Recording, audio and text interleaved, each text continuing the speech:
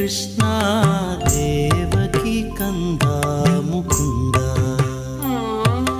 ದೇವಕಿ ಕಂದ ಮುಕುಂದ, ಕೃಷ್ಣ ದೇವಕಿ ಕಂದ ಮುಕುಂದ.